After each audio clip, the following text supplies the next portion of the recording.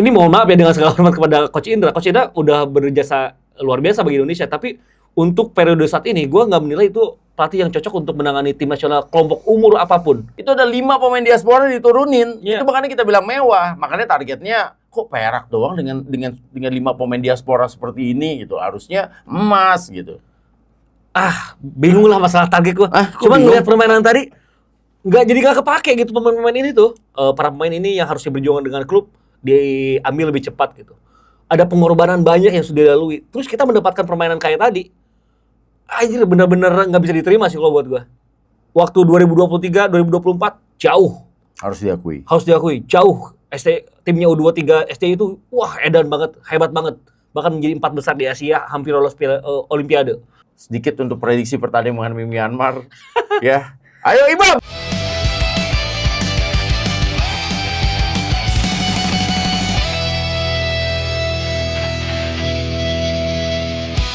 Assalamualaikum warahmatullahi wabarakatuh dan salam sejahtera buat kita semuanya. Ketemu lagi di komentar Retsu dan Ibam di episode ke-20. Yes, Bam. Ini kita masuk episode 20 dan kali ini adalah kita akan membahas tentang bagaimana pertandingan Indonesia menghadapi Filipina di SEA Games. Dan Indonesia kalah untuk pertama kalinya dari Filipina. Sepanjang pertemuan, Indonesia nggak pernah kalah sama Filipina di ajang SEA Games. Baru kali ini Indonesia kalah ya. Berarti ada yang pecah telur juga, tapi pecah telurnya Filipina nih. Yang pecah telur. Dan langsung aja Bam. Ini banyak banget yang, lini masa langsung ramai gitu kan. Bahkan kolom komentar dari media sosial timnas saja itu, atau nggak salah hanya berapa menit, nggak nyampe 1 jam, udah sempet sampai berapa, 35.000 comments. Nah, tapi langsung pertanyaanku gini Bam. Apa yang salah dari tim ini? Dan apa yang salah membuat tim kita akhirnya kalah? Karena yang nyetak gol tuh Abang, pemain dari Filipina. Dan itu pemain yang tampil juga di kualifikasi Piala Dunia. Benar. Dan hanya dia berhasil mencetak gol dari 1 on target doang Bam, dan langsung jadi gol. Nah, tapi yang gue bahas bukan soal itu. Kayaknya Ibam udah narik napas panjang banget. Dalam banget nih napas udah nih. pengen mengeluarkan unek-uneknya. Ya, kita juga termasuk orang. Jadi banyak teman-teman yang salah paham sama episode kita yang sebelumnya, yang kita bilang bahwa ini adalah tim mewah segala macam. Mereka berpikir bahwa kita bilang nih tim mewah yang harus jauh. Enggak, malah kita berpikir malah dengan tim mewah kok targetnya cuma perak gitu loh sebenarnya. Jadi banyak yang mislead nih teman-teman gitu kan. Nah, dan ternyata kalau sekarang perak aja udah berat nih, karena bisa jadi nggak lolos. Ini bisa dan jadi. Ini bahaya banget sampai nggak lolos. Nah Bam, setelah pertandingan ya, Coach Indra Safri mengatakan seperti ini. Ya, kenapa timnya kalah? Itu karena dia mengatakan sangat disayangkan pemain tidak mengikuti apa yang kemarin dilakukan di official training atau juga sesi latihan yang disimulasikan dan tidak bisa dimainkan di pertandingan. Menurut Ibam, pernyataan itu. Masalahnya ketika latihan itu yang ngelatihnya bener nggak gitu? Bener. Kok tajam banget nih Bam? Soalnya gue tadi ini teks setelah gue bawain pertandingannya kan, Indonesia menghadapi Filipina. Gue membawakan tim nasional U23 ataupun U22 ini sudah sejak kualifikasi Piala Asia yang masih dipegang sama STY. Yang kita menang di Solo itu yang 9-0 lawan Chinese Taipei. Gue ngelihat bagaimana U22, U23 ini salah satu timnas yang secara jembatan paling promising dibanding kelompok usia lainnya. Di U17 kadang pemain kita masih terlalu lembek, badan belum terbangun. Usia 19 mental belum terlalu bagus. Di senior lawannya terlalu berat. Di U23 kita mendapatkan proporsional yang sangat baik dari segi teknik, dari segi mentalitas dan juga fisik pada pemain. Tapi gua ngelihat di laga tadi dibanding STY waktu 2023, 2024 jauh. Harus diakui Jauh. Timnya U23 STI itu edan banget, hebat banget. Bahkan menjadi 4 besar di Asia, hampir lolos Olimpiade. Di bawah Vandenberg yang banyak orang nggak puas, termasuk mungkin penonton di sini, dan beberapa kali gua sempat beberapa kali nggak puas, tapi masih lebih baik zamannya Vandenberg. Yang ini benar-benar low quality, low quality, seburuk itu emang Bang. Lu ngomong ini low quality itu udah buruk banget berarti. Udah jelek banget ini. Maksudnya gini lah. Komposisi pemain, apa bedanya sih komposisi pemain sekarang yang ada di tim dengan apa yang ada di Vandenberg pada Juli lalu? Yes. Nggak ada bedanya, sama-sama nggak ada Marcelo Ferdinand.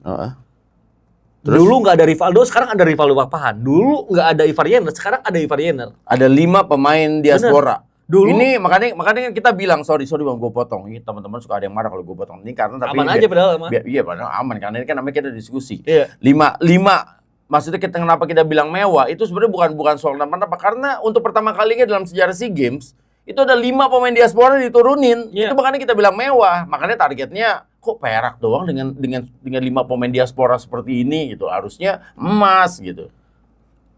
Bingung lah masalah target gua. Kok Cuma bingung? ngeliat permainan tadi nggak kepake gitu pemain-pemain ini tuh. Dulu tuh kita nggak punya Evrainer di Juli ya. Di Juli nggak ada Evrainer, nggak ada Yilstra, nggak ada Jens Raven. Ada Jens Raven maksudnya. Nggak ada Rafael Strijk. Sekarang ada gitu. Terus untuk melangkah ke SEA Games Thailand ini udah banyak hal yang dikorbankan oleh Indonesia. FIFA Matchday. FIFA Matchday Senior kita nggak ambil bagian. Super League libur. Super League libur. Terus tesnya jangka panjang, pemain-pemain yang dari klub diambil-ambilin dalam tanda kutip ya, diambil-ambilin. Pokoknya para pemain ini yang harusnya berjuang dengan klub diambil lebih cepat gitu. Ada pengorbanan banyak yang sudah dilalui. Terus kita mendapatkan permainan kayak tadi. Anjir bener-bener nggak bisa diterima sih kalau buat gua. Dan ini yang gue bahas ya sedikit ya tentang statistik ya. Hmm. Filipina hanya 27%, Ya. Indonesia adalah 73%, dan Filipina hanya 5 shot, 1 on target dan berhasil mencetak 1 gol. Indonesia 14 tapi hanya 3 yang on target dan tidak ada gol. Dan permainannya banyak direct. Nah, sementara Indonesia tadi main di posisi 3 back. Menurut lo gimana? Ini yang pertama dari statistik dulu ya. Iya. Kita penguasaan bola 78%. Wah, Udah nggak seperti penting. mewah. Udah nggak penting. Kayaknya mewah banget di 78%. Kalau kita ngelihat main di sepanjang 90 menit tadi, itu bullshit semua itu. 78% tapi bolanya nggak jelas. Sebentar, lu udah emosi banget ya? Emosi banget sumpah. Oke. Soalnya ini apa ya? Standar terendah U23 dalam 3 tahun terakhir. Oke. Standar permainan timnas U23 paling jelek di antara 3 tahun terakhir. Sejelek-jeleknya kita kalah lawan katakanlah apa ya yang agak kesel gitu. Ya nggak ada yang seburuk ini gitu. Lawan Kita Gini. Gini, terus waktu Mali, waktu India uji coba, terus kita juga sempat kalah di final lawan Vietnam ya yang AFF U23. Tapi ini tuh jelek banget gitu. Ini nyambung ke formasi 3-4-3. Ini mau pakai formasi 3-4-3, mau pakai formasi 4-2-3-1, mau pakai 4-3-3 atau pakai 5 striker sekalipun, kalau gaya mainnya kayak tadi nggak bakal nolong. Kata orang, wah ini mah karena nggak ada Marcelino Ferdinand. Ada Marcelino Ferdinand pun, kalau gaya mainnya kayak tadi, itu bakal percuma. Yang salah di laga tadi itu bukan pemain, tapi apa sih yang dilakukan oleh staf pelatih selama pemusatan latihan? Dealnya tuh kayak gimana sih yang buat akhirnya para pemain kayak nggak bisa ngeluarin kemampuan terbaik. Gua akui ada usaha di atas lapangan gitu, dari pergantian pemain, dari perubahan formasi, dari hasil para pemain, dari juang dan lain-lain. Para pemain juga sudah mengeluarkan apa yang mereka punya gitu di atas lapangan. Tapi kan percuma, lu 3 kali ganti formasi tapi nggak ganti gaya main gitu. Yang ngebuat akhirnya Indonesia nggak hanya deadlock, bahkan untuk bisa mengancam permainan lawan aja itu hanya terjadi di awal babak kedua doang. Selebihnya flat. Nggak ada serangan yang berbahaya, nggak ada kombinasi yang terjadi, bahkan untuk passing build up dari bawah aja sangat kesulitan. Gue heran, kenapa Filipina bisa sesuperior itu dia di hadapan Indonesia di laga tadi? Itu permasalahannya Filipina yang superior apa emang kitanya yang jelek, Bam? Ya dua-duanya. Karena Gareth Emang Filipina superior tadi? superior lah menurut gue. Dia emang kalah jumlah penguasaan bola, tapi kendali permainan ada di dia. Dia pengen Indonesia nyerang lewat samping, ya udah sama dia disentralisasi tuh pertahanannya dengan double four line. Jadi 4 pemain tengah sama 4 pemain bertahannya tuh rapat. Ya. Gelandang serang sama penyerangnya itu ikut turun juga. Jadi ada 8 lah pemain mereka ikut bertahan. Dan itu yang mereka harapkan sebenarnya kan. Karena itu juga yang terjadi ketika Filipina kalah di GBK waktu 1-0. Dan satu-satunya gol dari Indonesia saat itu juga melalui lemparan ke dalam Robbie Darwis, berujung gol bunuh diri. Sekarang malah lemparan ke dalam juga. Iya. Yang mereka lakukan. Mereka sedikit banyak kayak niru Indonesia. Benar. Niru Indonesia tapi dengan gua rasa ya dengan persiapan yang lebih matang. Karena kalau kita ngelihat pressing mereka di laga tadi bagus banget. Pressingnya itu kolektif gitu. Tidak hanya ketika di area pertahanan Indonesia, tapi ketika Indonesia masuk ke area pertahanan Filipina ini bisa nyegah agar bolanya tidak ngarah ke tengah. Dan dipaksa untuk masing-masing ke samping doang.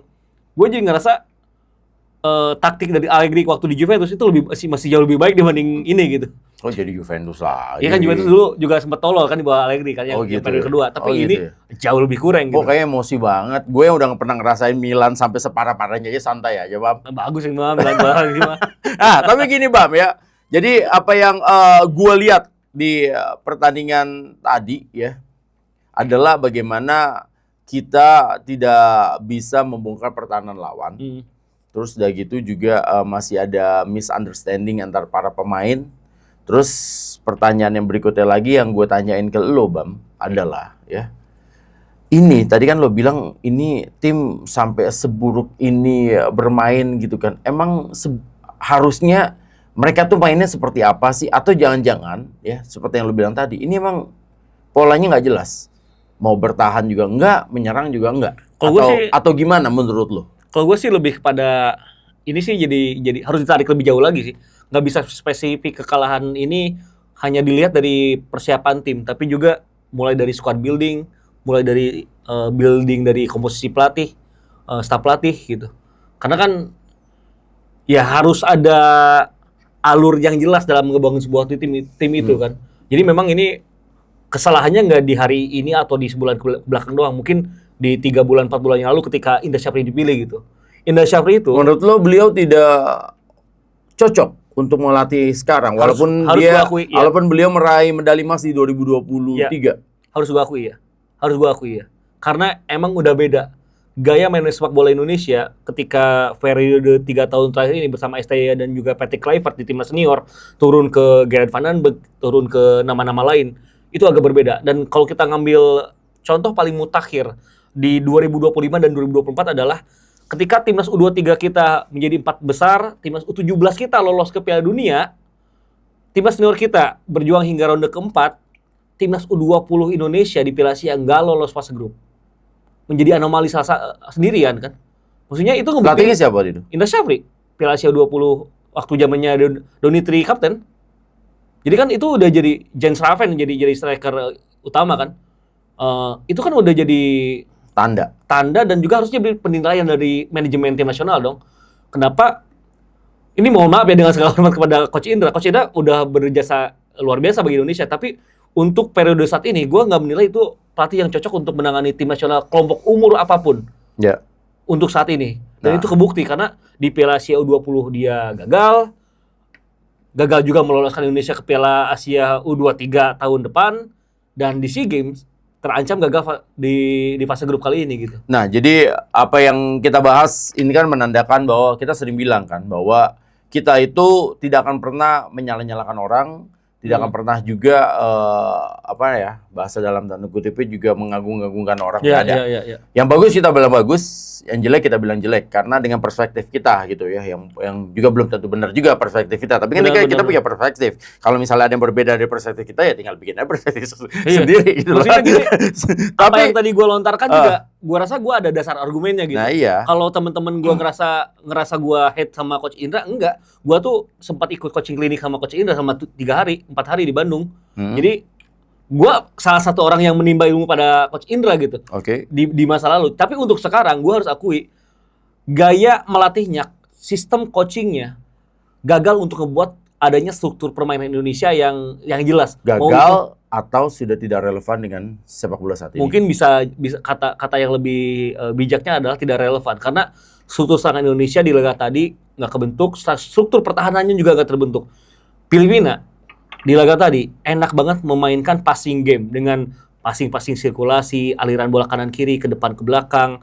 Di menit-menit akhir ketika mereka sudah unggul 1-0 dan coba untuk lebih pragmatis, mereka tetap bisa mainin passing dengan harapan adanya benturan dari pemain Indonesia. Indonesia ketika melakukan pressing gagal. Coba untuk kombinasi passing gagal. Satu-satunya momen di mana Indonesia tadi ada harapan untuk mencetak gol adalah ketika masuknya Tony Firmansyah dan di awal masuknya Rahmat Arjuna. Setelah itu momennya hilang. Setelah itu ada lagi perpindahan posisi, hilang lagi. Indonesia main gak jelas lagi dan ngebuat gue rasa sih emang di laga tadi. Maksudnya gak jelas tuh apa, Bang? Gak jelas tuh kita bertahan juga keteteran. Bahkan di menit akhir, menit 94 masih ada tendangan Gavin Muens yang kosong di depan kotak penalti Indonesia. Itu nandain kalau struktur pertahanan kita itu cuma numpuk jumlah pemain doang, tapi nggak bisa ngehadang serangan lawan. Dan kita ketika menyerang, kalau kita ingat hanya 2 peluang emas doang yang tercatat. Peluang dari Rafa Strike sama Rahmat Arjuna. Memang ada tendangan luar biasa dari Rivaldo Pakpahan ataupun Muhammad Ferrari di babak pertama. Tapi tendangan jarak jauh bukanlah bagian dari struktur permainan yang bagus sebenarnya. Jadi gua rasa di laga tadi ngebuat Indonesia tuh emang deadlock aja, nggak punya ide untuk bisa ngebongkar pertahanan Filipina yang sama Gareth McPherson sebagai pelatih di-drill dengan sangat baik. Kelihatan orang kalau ngedrill dengan baik itu pemain tahu untuk memerankan fungsinya di atas lapangan, mau itu pemain inti atau pemain cadangan. Ketika di babak kedua kan McPherson juga memaksimalkan 5 pergantian pemain, tapi pemain penggantinya apakah ada yang flop? Nggak ada. Karena dia udah tahu harus memainkan apa dan itu tidak terlihat di Indonesia. Bahkan pemain inti aja bingung untuk memainkan peran yang biasa mereka mainkan di level klub bahkan. Ya, minum dulu. Kayaknya udah ada mulai. jauh. Nah, itu dia. Nah, sementara gini ya. Sementara gue ngeliatnya gini, Bam. Wajar ternyata Myanmar kalah sama Filipina. Tadi kita berpikir kan, wah ini kalah sama Filipina, Myanmar kenapa nih? Ternyata kalau ngeliat mainnya tadi sih wajar aja gitu loh. Kalau ternyata memang Filipina bisa menang lawan Myanmar karena memang mereka mainnya bagus banget gitu. Jadi kelihatan banget gitu loh. Maksudnya game plan mereka juga jelas, style of play mereka juga arahnya mau kemana juga jelas. Dan Indonesia semua orang sampai pertandingan tadi, Bam, masih berharap karena kan gayanya Coach Indra itu kan biasanya adalah di uji coba tuh kurang bagus. Di sebelum-sebelumnya kan kayak gitu. Di SEA Games ketika menjadi juara tahun 2023 kan kayak gitu kan. Kita juga udah bahas kayak gitu kan. Iya, biasa kayak gitu segala macam dan di pertandingan resminya keluar tuh semua segala macam dan ternyata ya kemarin pertandingan menghadapi India, pertandingan menghadapi Mali ya ternyata itu cerminan memang ya timnas ya seperti itu mainnya gitu loh, Bang.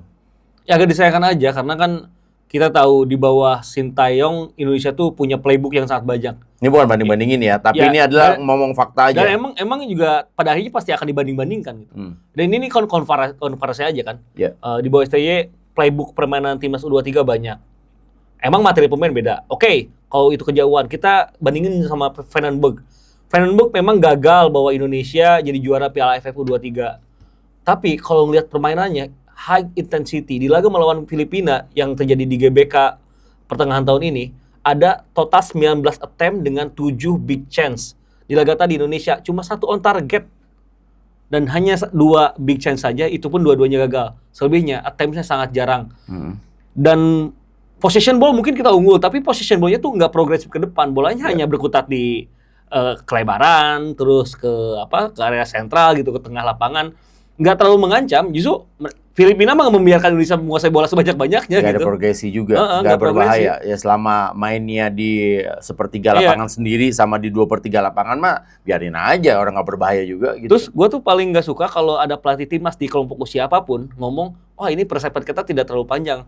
Ya timnas mah emang gitu, timnas tuh nggak ada yang panjang. Emang ada timnas Italia sebelum Piala Dunia tesnya dulu 6 bulan nggak ada gitu. Jangan dibandinginnya sama Italia dong. Ya bandingin sama Curaçao deh. Dibandinginnya sama yang sejajar sama Indonesia yang peringkatnya 100-an juga lah, Bang. Kalau sampai sana kejauhan juga, Bang. Cape Verde Tanjung Verde kalau kalian tahu. Ya. Timnya si siapa? Yuran Fernandes tuh, Yuran Yunita. Yuran Fernandes. Emang sebelum dia lolos ke Piala Dunia ada TC 8 bulan gitu buat mereka lolos ke Piala Dunia? Nggak ada. Timnas tuh pasti jedanya cuma 2 minggu, untuk ngumpulin pemain cuma 4-5 hari gitu. Tapi kan yang bagus itu pelatih punya kemampuan untuk memaksimalkan 5 hari ini untuk bisa ngedrill pemain dengan benar. Ini udah dikasih hampir sebulan. Berarti ini drillnya nggak benar? Nggak benar lah, karena eksekusinya juga nggak benar. Nggak, kalau Coach Indra tadi mengatakan pemain tidak menjalankan instruksi dari pelatih, gue sih ragu. Karena pemain-pemain ini di liganya tampil bagus. Di liganya, even itu Ivar Jenner di Eerste divisinya, divisi kedua Liga Belanda, oke juga penampilannya. Rivaldo Pakpahan kita tahu bagaimana dia oke banget bersama Borneo. Tapi kelihatan di laga tadi hanya 70% paling. Emang gimana Rivaldo? Gua kan nggak tahu. Gua rasa terlalu deep, terlalu ke dalam. Dan ini bukan masalah Rivaldo. Jarak antar lininya agak jauh gitu. 3-4-3. Pertanyaan gua, emang Rivaldo di Super League gimana? Ya oke banget, mobile banget dia.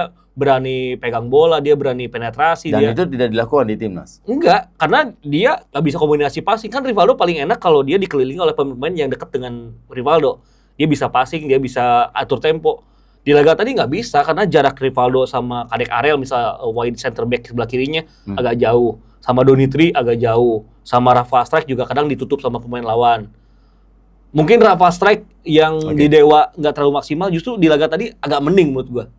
Rafa emang kalau main di timnas emang bagus terus kan. Emang bagus terus, bener. Jadi gua sih agak menyayangkan aja karena game plan 3-4-3-nya itu benar-benar nggak jalan gitu. 3-4-3 tapi wide center back-nya stay di belakang. Ya percuma, lu nggak bisa exploit lini pertahanan lawan lah gitu. Kita pasti kalah di tengah karena Filipina pakai formasi 4-2-3-1, lebih ke 4-3-3 bahkan. Ya, gua melihatnya gini, Bam. Ini lagi-lagi ya, lo kan bilang tadi tidak membanding-bandingkan. Tapi kalau gua mau nggak mau memang harus ya gua sebagai orang yang netral lah, ya tidak memihak siapa-siapa. Ya kan, pertanyaan gua juga netral kali. Ya, gua juga netral kali. Katanya lo burger kill. bagus netral. Sama lah, sama semuanya bagus itu sebuah. Nah, pertanyaannya gini.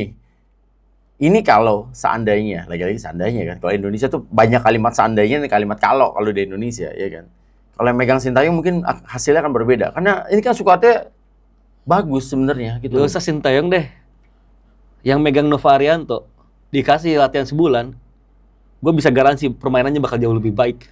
Ya, masalah menang kalah itu udah hal yang tidak boleh kita takaburin kan. Maksudnya nggak bisa, kita hanya bisa berusaha semaksimal, tapi paling tidak mainnya bagus. Kalau tadi tuh benar-benar mainnya nggak bagus. Mainnya nggak bagus, bisa. Gue ulang lagi nih sekali lagi karena lu kelihatan gemes banget gitu loh. Dan gue ngeliat lini masa tuh, buset, ngeri juga gitu. Sebagai fans timnas Indonesia, main kalah tuh udah sering banget kan? Apalagi bagi orang yang udah 30 tahun gitu. Dari dulu kita udah sering kalah kok. Tapi apakah kita harus sering kalah dan apakah kita harus kalah dengan permainan yang jelek? Itu kan yang nggak boleh gitu. Dan di bawah Indra Syafri di laga tadi, dan bahkan gue sebenarnya udah kesel dari 4 laga uji coba ya melawan India, lawan Mali. India itu kalah sama Bangladesh loh. India itu di kualifikasi Piala Asia, dia peringkat paling bawah itu. Masa kita kalah sih sama India gitu kan? India itu sedang ada konflik tersendiri di sana. Masa kita kalah? Berarti gue udah kesel dari situ. Cuman itu kan masih uji coba. Gak bisa juga kita kasih judge di sana. Sampelnya masih kurang lah. Sekarang sampelnya udah agak banyak, apalagi pertandingan resmi. Dan main kayak gitu ya layak lah buat orang-orang kecewa. Dan kekecewaan orang-orang itu sangat valid. Karena level permainannya gitu. Level permainannya tuh nggak ada bentuk. Oke, kita punya 2 peluang. Apakah 2 peluang itu bisa di-create dengan rapih secara berulang-ulang? Enggak. Itu tuh karena insting para pemainnya hebat. Kan yang peluang dari Rafa Strike itu berawal dari Tony Firmansyah yang bisa curi bola, langsung oper cepat. Lalu juga peluang dari Rahmat Arjuna, kalau kita ingat juga itu dari awalnya, dari kesalahan build up pemain Filipina. Apakah Filipina main sempurna? Enggak juga. Transisi bertahan mereka di babak pertama itu jelek. Save-nya tuh kerap kabur. Kadang terlambat juga gitu. Tapi ada banyak momen Rahmat Arjuna dribbling bawa bola sendirian, nggak ada yang support. Jago-jagonya pemain bola gitu. Kalau 1 lawan 4 ya dikepung mah kelar juga kan. Itu tuh sering banget kejadian. Itu kan ngebuktiin kalau nggak ada deal yang tepat. Pemain itu nggak dikasih pemahaman kalau temen lu bawa bola, lu harus gerak kemana. Temen lu atau lawan kehilangan bola, lu harus secepatnya gerak kemana. Ini enggak. Kayak main sendiri-sendiri aja gitu. Jadi gua rasa sih bukan salah pemain. Ya, dan kita sempat bahas kan bahwa ada 4 asisten ya di tim ini gitu ya. Dan ini asistennya kan muda semua gitu loh. Dan lebih update lah tentang mungkin sepak bola modern gitu kan. Ya tapi memang apapun yang terjadi ya namanya asisten kan nggak bisa berbuat banyak juga. Karena keputusan terakhir kan ada di pelatih kepala ya. Berarti kalau misalnya seandainya bagus ya pelatih kepala yang mendapatkan kreditnya. Dan ketika gagal, ketika salah ya pelatih kepala yang harus bertanggung jawab. Seperti itu ya Bang? Ya ini mah harus ada orang yang berbicara ke publik, berani buat tanggung jawab dan berani mengakui kekurangan gitu. Karena nggak bisa nyalahin pemain. Mau gimana pun nggak bisa nyalahin pemain. Pemain tuh itu tuh tools, itu tuh bahan baku gitu. Bahan baku tuh harus diolah dengan baik. Kalau orang mau bikin bolu atau kue gitu, kan bahan bakunya mah pasti sama gitu. Tinggal lu bisa bikin yang enak atau enggak. Dan di laga tadi permainannya jauh dari kata enak sih. Ya, pertanyaannya adalah itu. Indonesia bisa lolos nggak, Bang? Karena di klasemen runner-up terbaik dengan 9 tim yang main kan yang lolos pasti itu adalah juara grup. Betul. Filipina udah pastikan juara grup. Nah, persaing Indonesia itu adalah Vietnam, ya, dan juga ada Malaysia di Benar. sana. Karena Malaysia jadi masih pimpinan klasemennya, karena kalau Timor Leste udah dipastikan pertandingan selesai adalah 3. Ya. Nah, Timor Leste itu adalah -3 dalam gol agregat, Indonesia -1. Jadi Indonesia menang aja, Indonesia udah pasti bisa melewati Timor Leste. Tinggal adalah nanti bagaimana Vietnam menghadapi Malaysia. Apabila mereka saling mengalahkan, ya, maka nanti Indonesia harus menang lebih dari 2. Ya. Ya, untuk bisa lolos atau minimal 2. Tapi kalau mereka bermain seri, Kelar. selesai. Indonesia di SEA Games sebagai juara bertahan tidak lolos, dan ini sama persis dengan kondisi Indonesia di U23 semifinalis Piala Asia tahun berikutnya, edisi berikutnya tidak Kagak lolos. lolos. Dan sekarang Indonesia menjadi juara di SEA Games, juara bertahan di SEA Games, di edisi berikutnya tidak lolos dari fase grup. Wah, Ya. gua nggak tahu deh, Bang. Kayak gimana itu lini masa, Bang? Ya, itu tuh ngebuktiin kalau sepak bola Indonesia secara keseluruhan itu emang belum dibangun dengan baik dari tahap bawah gitu. Kita tuh cuma ngebagusin atapnya doang. Tapi keramiknya, terus pondasinya tuh nggak dibenerin. Makanya kita tuh nggak sustain secara sepak bola. Fundamentalnya. Fundamentalnya tuh nggak sustainability-nya jelek Hanya gitu. fasadnya aja ya. Hanya ya kelihatan kasat aja. hanya di kasat mata aja gitu. Bagus tuh misal tembok atasnya, Ya, itu gentengnya. namanya fasad, Fasad Bang. ya, gua nggak tahu. Iya, soalnya Ibam lagi renovasi rumah. Itu Wah, namanya kagak juga. Jadi rumah yang terlihat dari luar itu namanya fasad. Iya, ya gitu. Jadi ya itu ngebuktiin sepak bola Indonesia secara keseluruhan itu belum dibentuk dengan sangat baik. Karena kan aneh banget gitu. Kita udah hampir lolos Olimpiade nih 2 tahun lalu, kita mendapatkan euforianya. Masa tiba-tiba nggak lolos Piala Asia di tahun edisi selanjutnya? Terus Dan nggak lolos semifinal juga di Iya. level ASEAN. Dan di skala lebih bawah lagi. Masa kita nggak lolos dari fase grup SEA Games itu? SEA Games itu level terendah-rendahnya gitu. Bahkan dibanding AFF U23 aja, gue masih menilai SEA Games itu lebih rendah gitu. Karena kan itu skalanya bukan pertandingan resmi di bawah FIFA kan, itu lebih di bawah Federasi Olahraga Dunia Ya, Olimpik ya. Ya, jadi itu SEA Games itu dulu ya, itu yang main masih pemain senior. Ya. Sampai akhirnya dibuat untuk perkembangan juga di development pemain-pemain muda, dimainin adalah U23 gitu kan. Kalau zaman dulu masih boleh ada pemain senior yang main. Bener. 3 orang jadi marquee players gitu kan. Kayak Maklok di 2022 ya. Iya, dan sekarang udah enggak, semuanya harus pemain-pemain di usia itu. Dan ini kalau sampai, gue lagi-lagi harus mengatakan, Bam, gue sih nggak tahu ya kalau sampai ini sampai bener-bener nggak lolos, siapa yang bertanggung jawab, Bam? Tanya ke gue lagi bingung gue. Yang pertama gini dulu. Ya. Di laga tanggal 11 Masa gue mau tanya sama Gordon? di tanggal 11 nanti ada pertandingan Thailand menghadapi Singapura. Otomatis sebagai tuan rumah Thailand ingin menang babat 2 kali lah ya. Jadi benar tadi, kalau Malaysia dan Vietnam berakhir dengan imbang, mau Indonesia menang 10-0 juga lawan Malaysia. Kan poin mereka 4. Bener, nggak bisa bakal lewat. Jadi memang kondisi Indonesia selain harus menang lawan Myanmar, Bergantung sama tim lain. yang juga sebenarnya bukan tim yang benar-benar jelek juga. Mereka juga memberikan perlawanan terhadap Filipina. Dan kita juga masih harus bergantung terhadap hasil pertandingan lain. Itu hal yang sangat tidak enak ya untuk sebuah tim yang berjuang di satu kompetisi. Ya kalau menyebut siapa yang harus bertanggung jawab, ya mau nggak mau sih. Kalau buat gue pribadi, ya udahlah, Coach Indra Syafri sudah saatnya gitu. Kan Anda sudah melegenda nih, udah punya gelar Piala AFF U22, SEA Games udah juara medali emas, Piala AFF U19. Lu tuh udah keren gitu. Anda tuh udah hebat banget gitu. Sekarang udah bagiannya tongkat estafetnya kasih ke yang lebih progresif aja secara coaching sepak bolanya gitu. Jadi Coach Indra mau tidak mau harus bertanggung jawab dengan kondisi seperti Karena ini. gue ngerasa gini ya, namanya kelompok usia itu harus ada kesinambungan antar pelatih dengan timnas senior bahkan di era sebelumnya.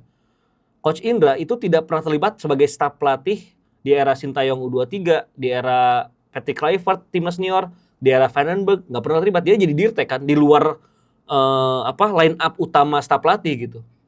Kalau Coach Bima masih masuk akal. Misal yang ditunjuk sebagai pelatih saat ini Coach Bima, gue masih oke gitu. Karena Coach Bima tuh asisten di U23 asisten, terus dia juga sempat ngebantu Patrick Kluivert. Itu masih masuk akal. Bahkan Zulkifli Syukur yang sekarang jadi staf pelatih, kalau ditunjuk itu masih masuk akal karena sempat juga terlibat di timnas U23 era Vandenberg gitu. Makanya gue bilang kalau ini kembali gagal dan ya semoga tidak ya, semoga masih ada keajaiban lah. Malaysia menang misal dengan 4-0 gitu, kita bisa menang 4-0. Dan lu masih yakin Indonesia bisa ngalahkan Myanmar? Jangan-jangan juga susah juga ngalahin Myanmar. Ya ini mah bebannya ada berat secara psikologis bagi para pemain sebenarnya.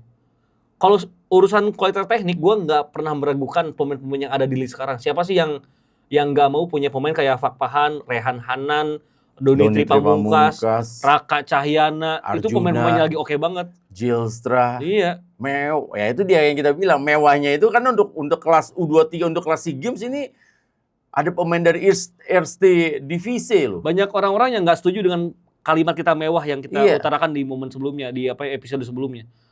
Karena mereka mungkin membandingkan dengan kelompok usia U23 di bawah Sintayong. Ya emang kalau di komparasi sama itu juga emang masih unggul era Sintayong. Tapi untuk era sekarang, ini juga mewah gitu. Lu bisa cek deh daftar pemain dari timnas. Market value kita tuh tinggi loh. Timnas Filipina, timnas Malaysia gitu. Kita tuh masih lebih oke secara CP, performanya juga jauh lebih oke gitu. Itu tadi gue bilang kan, kalau kita udah bilang mewah, itu kan hitungannya market value. Market value kita tuh tinggi. Benar. Tinggi. Bahkan pemain kita tuh rata-rata angkanya udah 5M. Jadi harga paling mahal, ya kan ada tuh datanya. Dari harga paling mahal pemain yang bermain di kompetisi ini atau juga di SEA Games ini, Indonesia tuh paling banyak. Paling banyak ya. Di daftar di 15 pemain paling mahalnya. Bahkan Thailand itu hanya 1 apa 2. Gitu kan, Vietnam ada beberapa juga gitu loh. Jadi memang itu yang kita bilang tadi gitu loh, kenapa mewah, karena market value-nya tinggi. Makanya targetnya kok cuman perak itu ya kan sebenarnya pertanyaannya. Jadi sedikit lah Bang. Sedikit untuk prediksi pertandingan Myanmar. Ya. Ayo Ibam. Ya ini lolos sama tidak lah, udah itu aja. Prediksi sekaligus tentunya harapan gue sendiri. Ya lawan Myanmar, semoga Indonesia bisa menang. Prediksi gue sih bakal tetap sulit tapi ya 2-0 bisa lah. 2-0 bisa. Oke, 2-0 menang lawan Myanmar. Tapi lolos nggak?